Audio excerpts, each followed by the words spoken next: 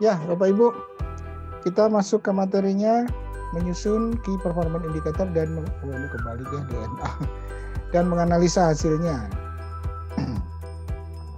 Maaf, sudah sepuh. Biasanya ada yang komen gitu nanti Pak Andres. Ya, baik.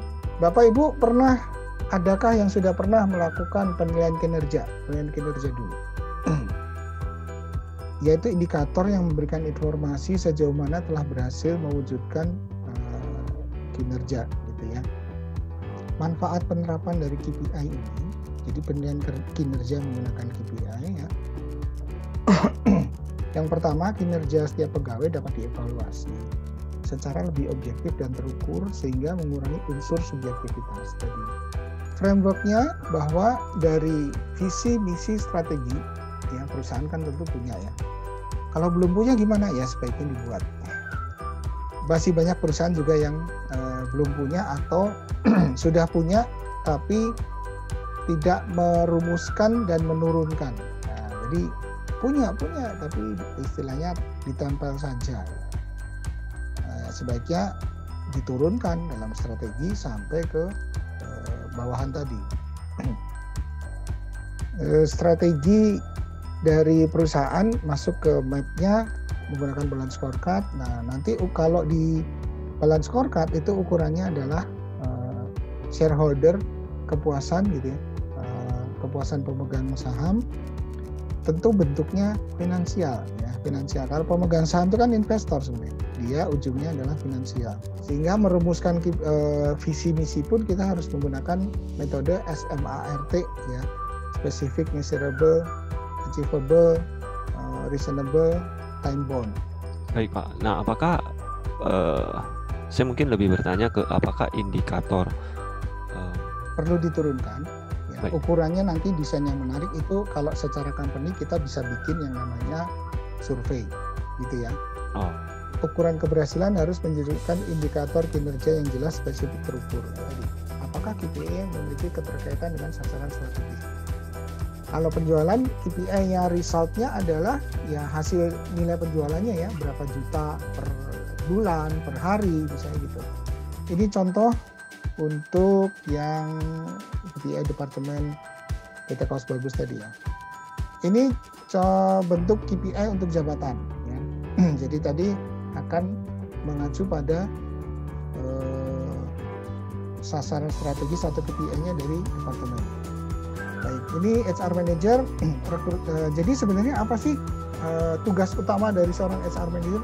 1, rekrutmen, 2, training, 3, performance, 4, employee retention.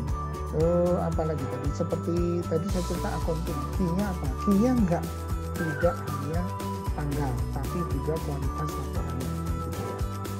Kemudahan dan kesulitannya menggunakan persentase adalah kalau mudahnya lebih mudah nih dengan persen. Ya artinya pekerjaannya porsinya jadi lebih kecil kan kalau kita balik 40-60 atau malah 30-70 gitu ya. Karena gini, soft kompetensi tadi memang kita upayakan untuk tidak subjektif. Tapi karena ini nilainya kualitatif yang dikuantitatifkan, jadi tentu masih ada peluang subjektivitas ya, sehingga persentasenya tentu kita ambil KPI yang jelas lebih terukur ya, porsinya lebih tinggi. Ini contoh analisa pertama ya. Ini ada pekerjaan, ada perilaku ya, target kerja dan sebagainya, ada disiplin. Nah, target kerja nilai tertingginya 24. Jadi kami pakai semacam bobot itu 3. Kalau nilainya 8 kali 3 itu 24 ya, kira-kira gitu ya. Lalu berikutnya, contoh berikutnya ini. Skor PK tidak sama dengan tidak konsisten, ini juga sama.